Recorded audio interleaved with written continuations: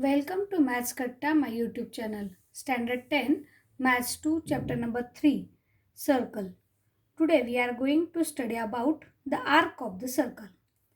Now let us consider what do you mean by arc. Consider a circle with center C and draw a line L which intersect the circle in two different points A and P. Means this line L is also called as a secant of a circle. When this line or this secant divides this circle in two points, then the total circle is divided into two parts. This is one of the part and this is another part. This part does not contain center while this part contains center of a circle. This circle divided into these two parts, and these two parts of the circle, that is part AXB and AYB, are called as a arc of the circle. This is also read as arc AXB or arc AYB. Remember that the center is included in this arc, and therefore this AYB arc is called as a major arc, and the center which does not contain the arc, that arc is called as a minor arc. Remember, the arc AXB is a minor arc and arc AYB is a major arc. Now, how to find the measure of this arc? For this, we want to consider the concept of the central angle. What do you mean by central angle? Again, draw a circle with center O and this arc APB on it. When this arc end points of the arc AB, we draw a line passing through A up to the center and also draw a ray which passing through B up to point O, means ray OA and ray OB, and it forms the arc APB. That means when these two rays intersect each other at the center of a circle, that is vertex of an angle is a center. It is called as a central angle corresponding to this minor arc APB. This is a major arc and this is a minor arc. Central angle is always corresponds to the minor arc. Now there are some concepts for the measure of this minor and measure of the major arc. First one, consider the measure of the minor arc. Remember that the measure of minor arc is always equal to the measure of its corresponding central angle. हा angle जो आहे AOB हा angle हा central angle आहे, म्हणजे centre जवळ तयार झालेला म्हणून सेंट्रल अँगल. पण तो कुणाच्या संदर्भात आहे, तर हा मायनर आर्कच्या संदर्भात आहे. आणि म्हणून या मायनर आर्कचं मेजर सुद्धा हे त्याच्या करस्पॉन्डिंग सेंट्रल अँगलच्या मेजर इतकं असतं. म्हणून नीट लक्षात ठेवा, measure of arc APB is equal to measure of angle AOB. It denotes by theta. Now what about the measure of major arc? Now we know that this total angle, circular angle, is 360 degree, and therefore when we subtract this theta angle, means measure of the minor arc or central angle of minor arc, we subtracted from 360, then we get measure of this major arc. Therefore, remember the formula, that is measure of major arc is equal to 360 minus measure of minor arc. That is measure of arc AQB, measure of arc AQB is equal to 360 minus measure of arc APB, that is measure of angle AOB, means theta. When we draw a semicircle, means what? म्हणजे जर आपण एखादा diameter काढला तर ह्या सर्कलचे दोन exact part तयार होतात आणि प्रत्येक आर्कला आपण सेमी सर्क्युलर आर्क म्हणतो. मग त्याचं मेजर हे नेहमी 180 डिग्री असतं, लक्षात ठेवा. Measure of semi circular arc is always 180 degree. What is the measure of complete circle? It is equal to 360 degree. या 4 गोष्टी जर तुम्ही व्यवस्थित लक्षात ठेवल्या तर यावर आधारित एक्झाम्पल्स जे असतील ते तुम्हाला निश्चित सोडवता येतील. आणखीन एक महत्त्वाची गोष्ट लक्षात ठेवा. when two arcs are congruent if the measures and radii are congruent.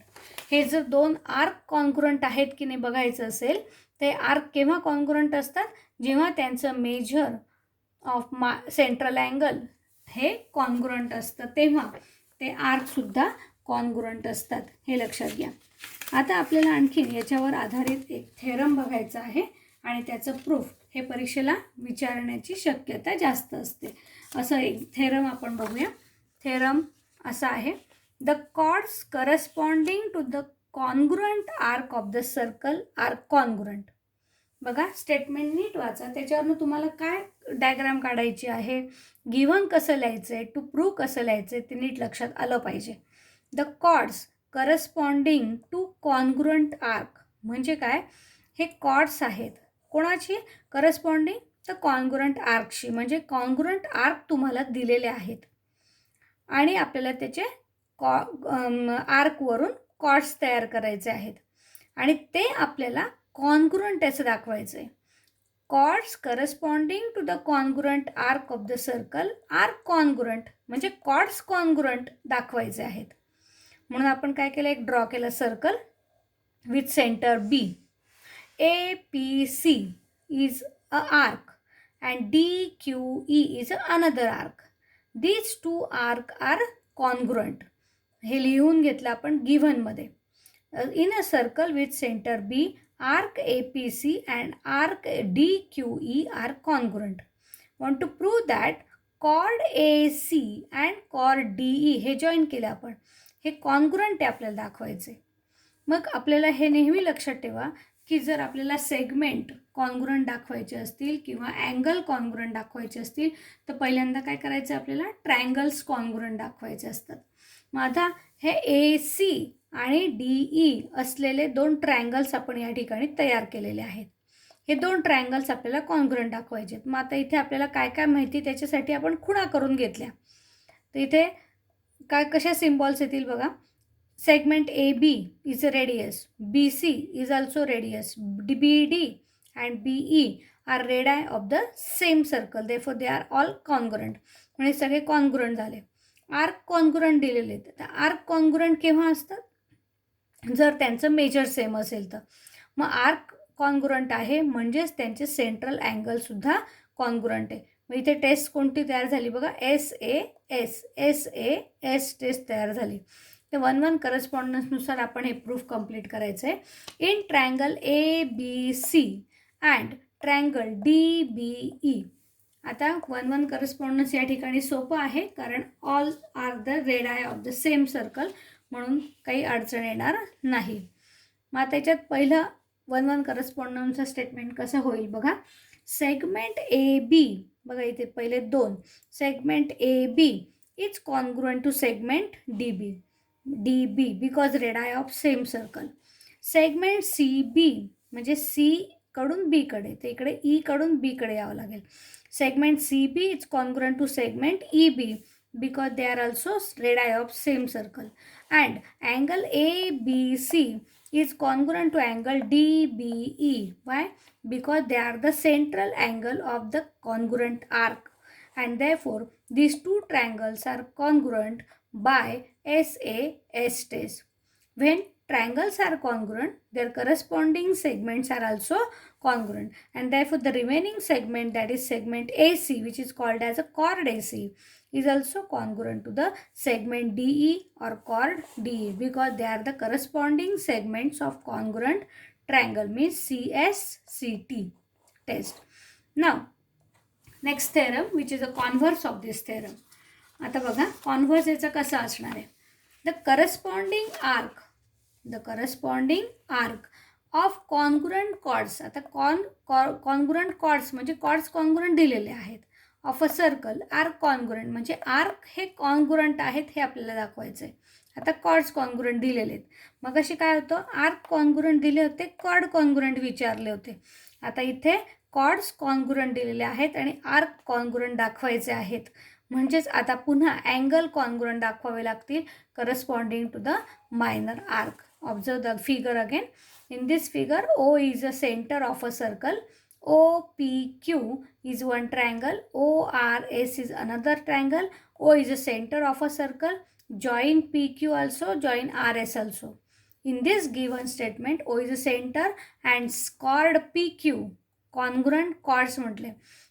Chords PQ is congruent to chord RS, and want to prove that arc PMQ is congruent to arc RNS. हे arc congruent दाखवायचे. मग आपल्या डोक्यात असं विचार लगेच आला पाहिजे की आर्क कॉन्ग्रुएंट दाखवायचे म्हणजे त्यांच्या करस्पॉन्डिंग सेंट्रल अँगल आपल्याला कॉन्ग्रुएंट दाखवायचे.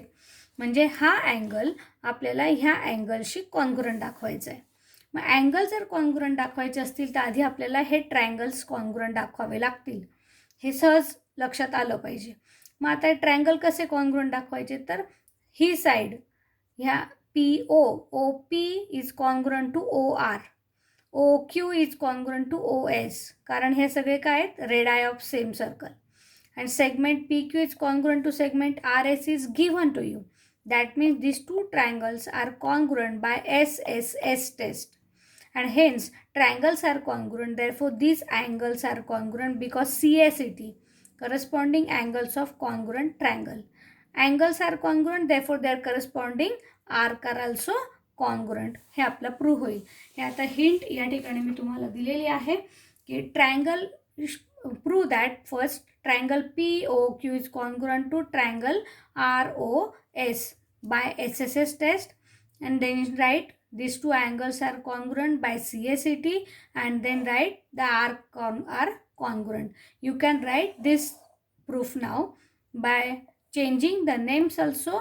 You try to prove all these two theorems again.